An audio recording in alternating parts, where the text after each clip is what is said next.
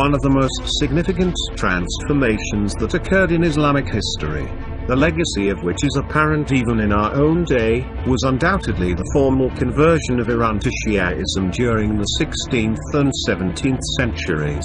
For the first 900 years of Islamic history of Iran, it was of majority Sunni Muslims, until 15th century, when Ismail I, with the help of Shia Qizilbash warriors, captured it, and declared Shia as official religion. There was a sharp resistance, but most of the Iranians were forcefully converted to Shiaism, while those who did not were either killed, or made to leave the country. Most of the Sufi saints in Indian subcontinent are from Iran, but are Sunni, because they migrated there between 9th to 15th century.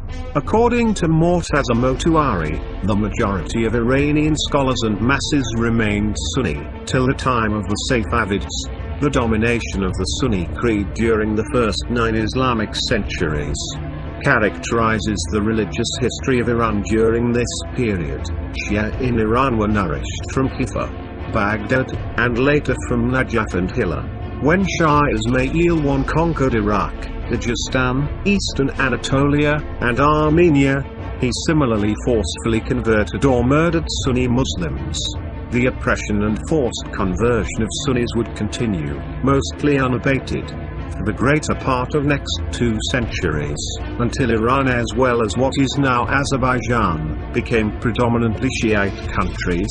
The Shia ulama began to take a more active role in agitating against Sufism, and other forms of popular religion, which remained strong in Iran, and in enforcing a more scholarly type of Shia Islam among the masses. Ismail I followed the way of Christian churches, to forcefully subjugate the Sunnis, like that happened in Cordoba, when Muslims were being persecuted and forcefully converted to Christianism. The Sunni persecution of Shiaism was a direct result of Safavid dynasty's hatred for Sunnis.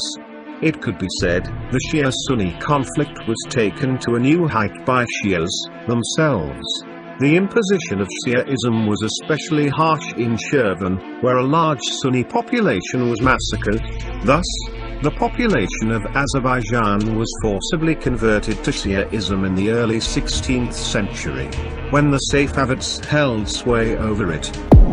Shah Ismail made serious effort to reach out to the Europeans, in endeavor of forge an alliance against the Ottoman.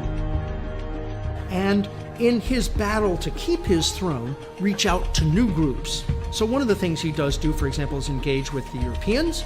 He brings the Portuguese in, and the Dutch, and the British, primarily in order to fight the Ottomans. So he's sending emissaries out to bring these groups in. His efforts were reciprocated by King Charles of Spain and King Ludwig of Hungary, who also wanted an Iranian-European alliance against the Ottoman. Both Charles and Ludwig sent their envoys to the Iranian Shah. In 1523, Shah Ismail sent an interesting letter, written in Latin, to Charles. In it he expressed amazement that the European powers fight each other, instead of combining against their common deadly enemy, the Ottomans. Therefore, the European powers, the Spanish, the Portuguese, the Dutch, and the English, by signing treaties, by reaching agreements with them, hoping to keep the Ottomans off balance so they would relent in their attacks on the Safavid state. Ismail urged the Christian powers to set aside their differences and unite against the Ottomans.